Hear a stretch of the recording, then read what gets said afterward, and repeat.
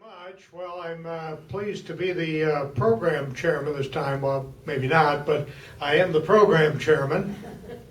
And I'm pleased to have, I think, what will be a very interesting speaker for us today, Jim Logsdon. He is originally from Lafayette. He's a Lafayette Jeff graduate, and he was in the Army and in the 9th Infantry Division, the 70th or 60th Regiment, and he served in Vietnam, and he'll talk a little bit about that today. And presently, he's living in Attica. I think one of the important things that we might want to mention is that it's not so much just serving in Vietnam, but also what's gone on afterwards that I think is important, because he's going to talk to us today about helping veterans, both those that are disabled as well as those who are having difficulties, and specifically about the Mary T. Clinker Vet Center. The Vet Center is named after Captain Mary T. Clinker, who many of you will recognize as a Lafayette Central Catholic and St. Elizabeth's School of Nursing graduate who served in the Air Force as a pediatric nurse and was on the ill-fated baby lift out of Vietnam, and she was one of the last persons to die there in that particular conflict.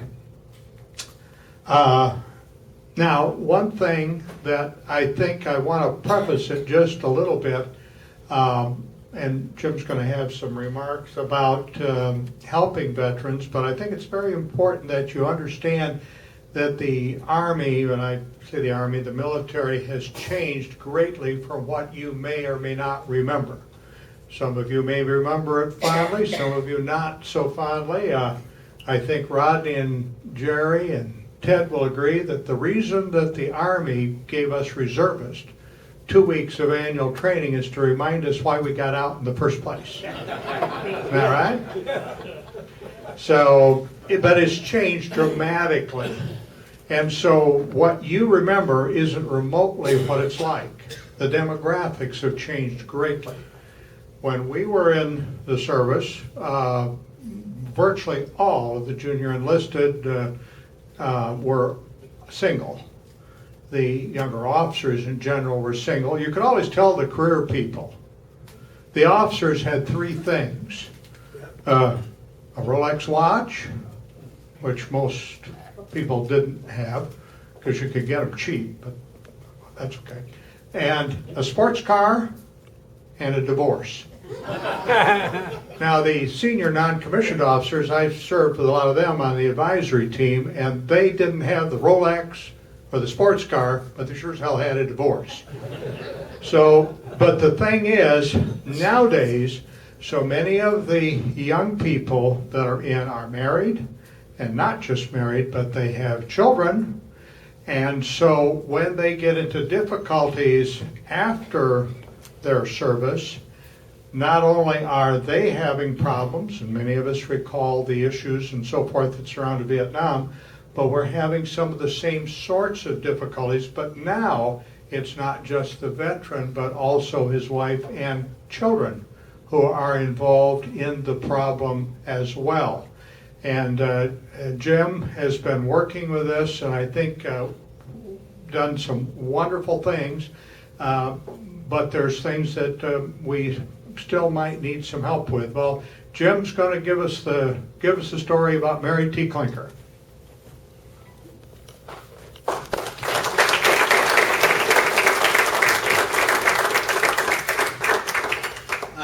First, a little bit about myself. Thank you. I got out of the service in '72. I spent a short time. As you can see, I was wounded in 1970. And but I went to the dedication of the wall in 1982, and when I was there, I saw a lot of veterans that were in worse shape than I was in walking around with two legs, and it was mental and a lot of other things, and so that's what got me involved, and I've been involved in vets since 1982, helping one way or another. In 2010, we started Mary T. Clinker. We're a 501c3. We take no federal funds, and it's all volunteer. And last year, 2015, we had $30,000 that we put out with 57 clients. Now, we take care of just about anything. We've helped people with their cars, with rent, power bills, all different kinds of things like that. We've done a lot of work. We used to work with 40 and 8 because they had a child welfare program. And we did a lot of stuff with them for the fact that they would buy glasses and they would provide shoes for children. And then they dropped it, and so now we were kind of on our own to take care of kids that way ourselves. To give you an idea of how things go, I mean, it's not like these guys have PTSD. It's military gives out problems. And he's talking, or Gary was talking about not having kids when you're in the service. Well, when I got hit 2 weeks to the day afterwards, my first daughter was born. And when I came home from the hospital, I didn't get a disability payment for 3 months. And so I lived with my parents, with my wife, and with a 10-month-old baby. And things were kind of tense. And if it hadn't been for the church helping us out with diapers and things like baby food and all that kind of stuff, we were really been a hurt.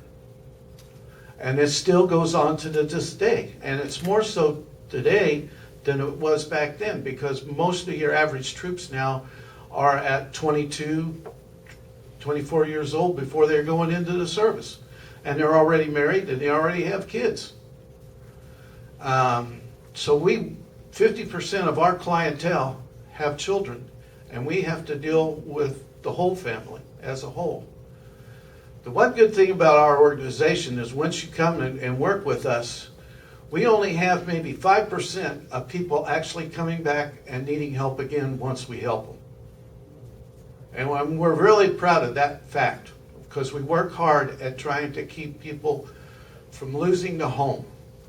My idea is not to have somebody go homeless, but to help keep them in their house, keep the family together so that they don't get lost.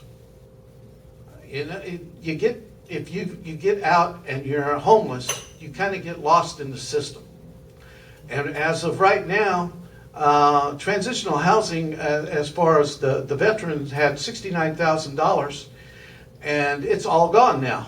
And then they had $13,000 donated to them, and that's gone.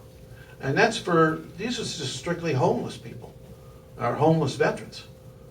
And so this situation is rather tough, and it's rather bleak, especially if you're homeless in Lafayette.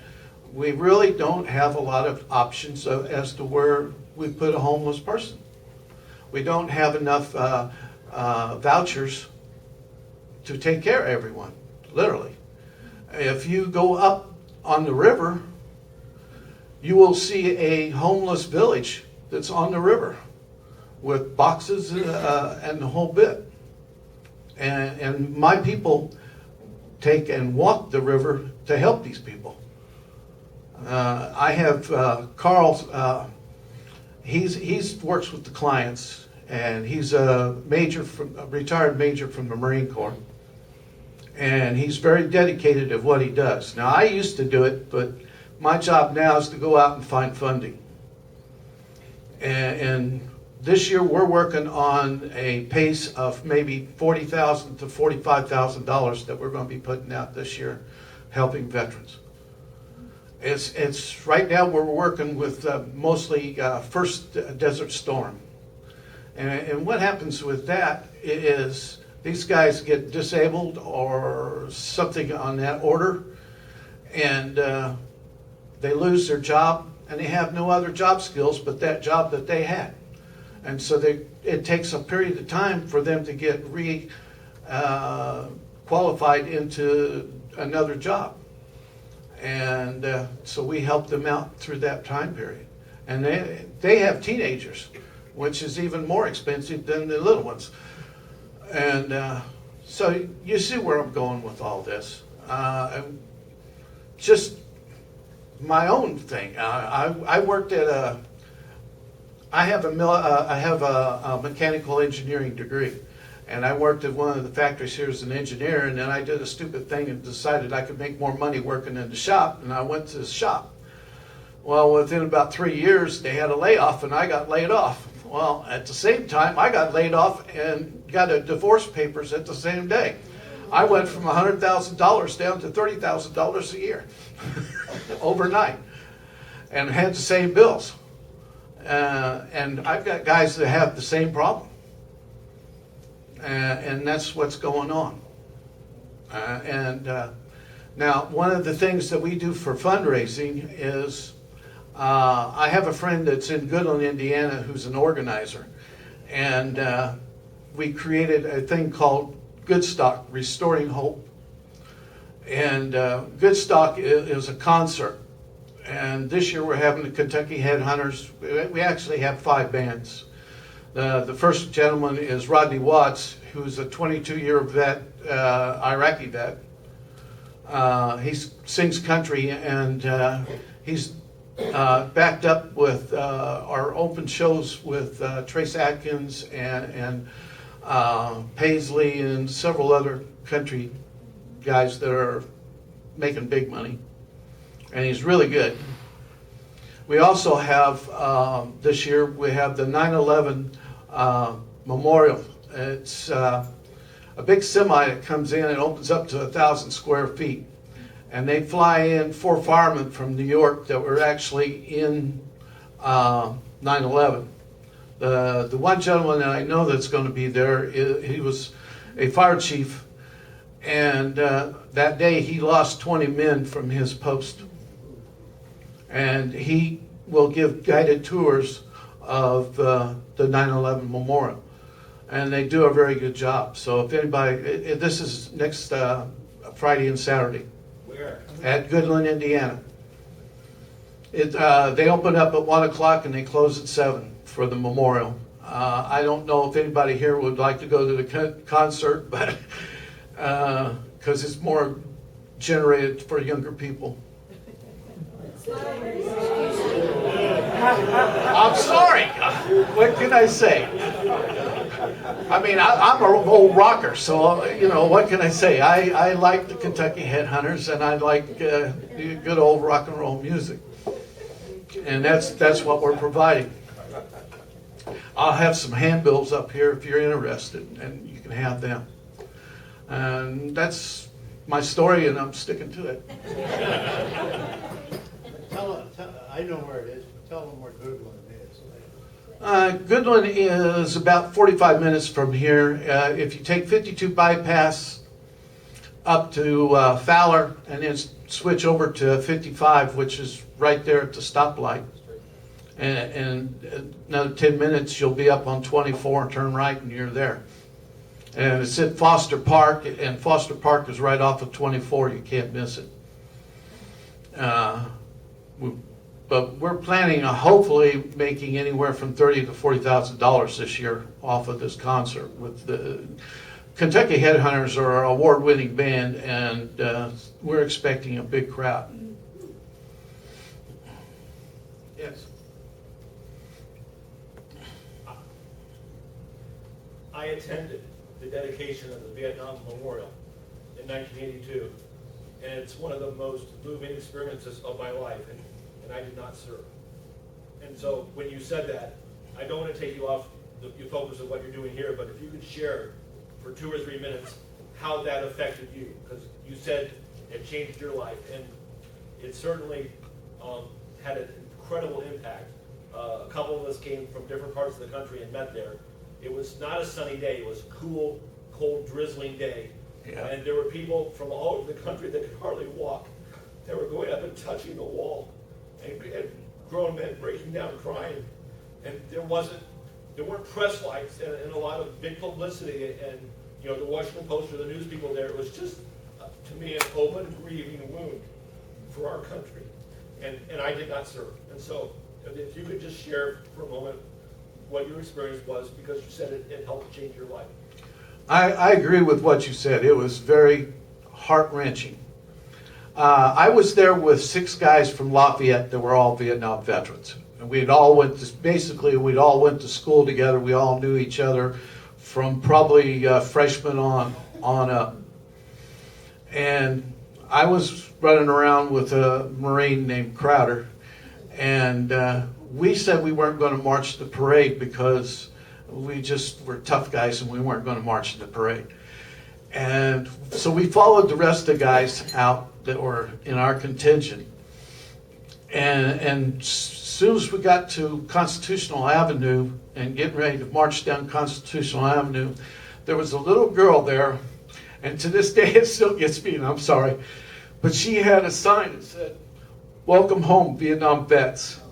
And it just broke me down. It had tears in my eyes, and I marched that whole parade out in front of everybody. And it was just, it got to you right here, because it was the first time that we were ever accepted, because before that point in time, we were lepers. And people did not want to have anything to do with you if you were a Vietnam vet. Right here in Lafayette, West Lafayette, I picked up 2 Purdue students. They were hitchhiking, and they found out that I was a Vietnam vet. They told me to stop the band, and they got out and left. That's for real. And that's how bad it was. All over. That's how come us Vietnam vets are very close, because we only had each other. That's when we started saying welcome home, and we started hugging each other, because we only had each other. We didn't. The rest of the world didn't want to have anything to do with us. I was involved in getting the female statue at the wall, and I taught at St. Elizabeth School of Nursing. My last name is Klinker. Captain Mary Klinker graduated from our school. I went to the wall. I've been to a lot of memorials there, if you've never been there before. At any rate, I found her rug. And I rubbed it, and I got that home, and there were letters to whatever editors. There were people that wanted her name removed from the wall because she was not in combat when she was killed. She was volunteering for this baby lift. People wanted her name off. Sad. It can be so cruel. Can you tell us about your namesake? What was it like? What was she like? What was she doing? What, Mary Klinker? Yes, yes. She was a prenatal nurse. She was taking care of orphans and babies. Now I worked with the 9th Division, and we're kind of, it insulted me when somebody calls me a baby killer. When we would set up and we would do medevacs, or medcaps is what they were called, where we would bring surgeons into a village and we would work. And I don't know how many babies that we actually called in a chopper for and carried the babies out and took them back to either 12th Evac or Cameron Bay. Those were our operation areas. And we did a lot of that, and I'm assuming that Mary T. Klinker was doing the same thing around there in some form or another. But we took care of a lot of babies. One of the babies I remember is she had some kind of cyst on her stomach that actually stuck out about 2 inches from the stomach and would never stop crying, and it was breaking my heart. And I've also assisted in delivering a baby. So, and I'm just an E5 that was a combat infantryman. No such thing as just Yeah, well, you know, Yeah. Any of us, some of us who wear brass, learned that very quickly. Don't ever apologize for your enlisted rank. We need it. Are you associated with the disabled veterans? yeah. Yeah, I belong to the DAV. I also was I was the homeless veterans coordinator nationally for the Purple Heart, for the Military Order of the Purple Heart. And that was a really good job. I did that for 3 years, and then I got too involved with Mary T. Clinker here and doing the same thing, so I had to really quit because I'd rather work in my own neighborhood.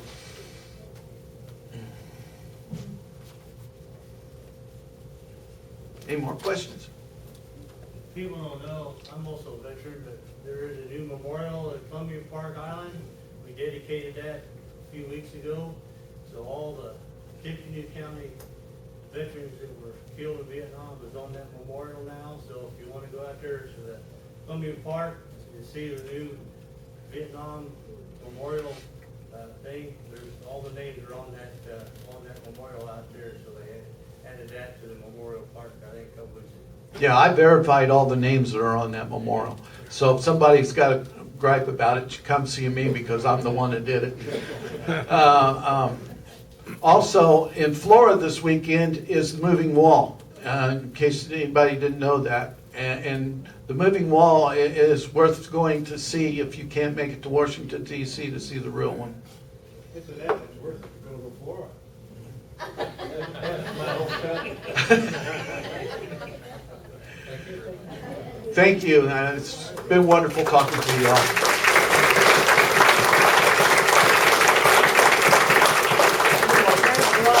For being with us today and so forth. We really appreciate your update on the Mary T. Clinker, and to keep track of everything, we've got a little organizer for you for all your activities. So, and that way you'll kind of remember our club, and it says something about 100 years, so we're pretty proud of that. Okay, well, thank you. Awfully glad to have you here.